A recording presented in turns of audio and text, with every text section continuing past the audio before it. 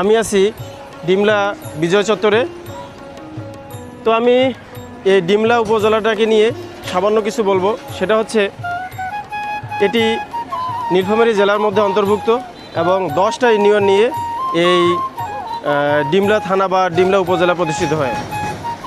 তো ডিমলা থানাটি অনেক পুরাতন একটা থানা, যেটা 1857 সালে প্রতিষ্ঠিত হয়। পরবর্তীতে 1983 সালে এটা উপজেলায় উন্নীত করা হয়। তো এই বিজয় চত্বরটি একটা সুন্দর জায়গা। এখানে প্রতিদিন বিকালে এখানে দর্শনার্থী আসে, বসে থাকে, গল্প করে। আশেপাশের দৃশ্যগুলো অনেক সুন্দর। এর সামান্য কিছু আপনাদেরকে দেখাবো আজকে। তো ঠিক আছে, একটু দেখুন।